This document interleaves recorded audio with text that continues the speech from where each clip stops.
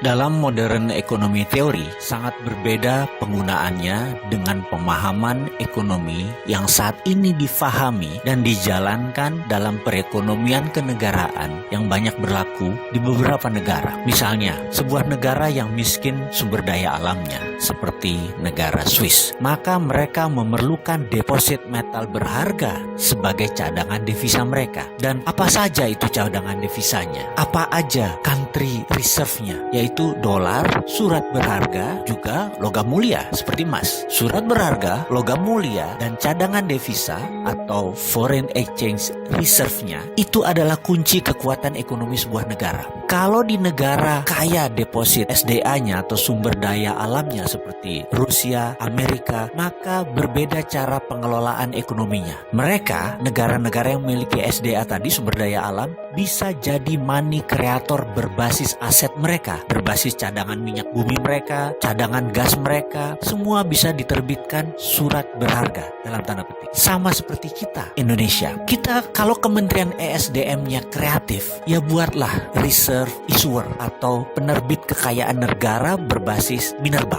Kita kan punya SKK Migas, Satuan Kerja Khusus untuk Migas. Itu adalah BUMNK sebenarnya. Paham kan? BUMNK, Badan Usaha Milik Negara Khusus. Seperti zamannya Pak Ibnu Sutowo dulu. Kalau lupa nanti saya jelaskan di chapter yang lain. Mengapa kita ke depan tidak buat SKK Minerba, Satuan Kerja Khusus Minerba, atau bentuk lain dari Badan Usaha Milik Negara Khusus Minerba, mineral dan batu bara. Cara kerjanya adalah, tugas pertama mereka adalah menghitung aset negara berbasis mineral batu bara tadi dan menerbitkan surat berharga. Nanti siapa yang beli surat berharganya? Ya negara Indonesia sendiri, Kementerian Keuangannya. Itu semua adalah untuk fondasi underlying money creation. Setelah Bappenas menciptakan proyek berlapis ini, sekali lagi kuncinya. Badan yang nanti akan berperan penting di atas Bappenas adalah Sesdalobang, Sekretaris Pengendalian dan Pengelolaan Pembangunan. Langsung di bawah Presiden. Semacam Inspektur Jenderalnya Presiden zaman Repelita dulu. Tujuannya apa itu semua? Sekali lagi, kita kan ingin bebas dari berhutang ala didikan IMF, betul kan? Maka ubah cara berpikir ekonominya, pakai modern economy theory, yaitu negara yang mempunyai sumber daya alam berbeda cara bekerjanya dengan mereka yang tidak punya sumber daya alam. Kita kok sekarang mikirnya bertindaknya seperti negara miskin, cari hutangan. Itu kuno. Kita kufur nikmat kalau kayak begitu. Sumber daya alam yang kita pakai, dan bukan dieksploitisir ya, bukan digali,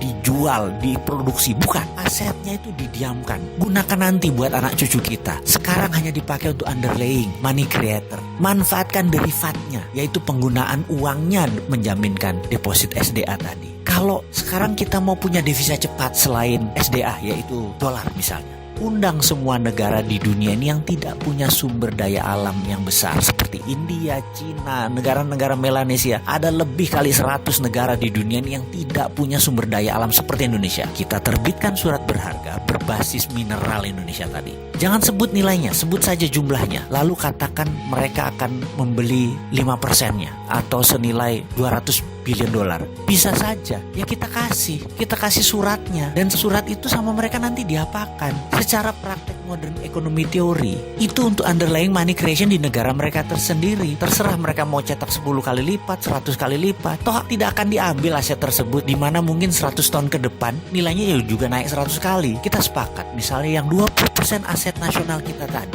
kita jual ke negara lain. Itu namanya sovereign wealth fund versi modern economy theory. Amerika itu pakai sistem ini. Buktinya mereka tidak pernah tuh sedot atau gali tambang mineral mereka, minyak mereka nggak pernah tuh. Paling-paling hanya 20% hanya untuk ekonomi mutar. Lalu misalnya lagi, apa yang Pak Karno lakukan di tahun 1955? Yaitu akan memanfaatkan mineral ini untuk kekuatan ekonomi. Yuk ulangi lagi. Namun sekarang caranya lebih elegan. Dunia tuh butuh Indonesia. Dunia sudah tidak butuh negara yang suka perang seperti Amerika. Negara juga tidak butuh negara Cina yang menjual utang ke negara lain. Jadi masa depan adalah era bergandengan tangan, era kolaborasi, dan Indonesia punya yang dibutuhkan untuk bergandengan tangan. Indonesia punya mineral berharga.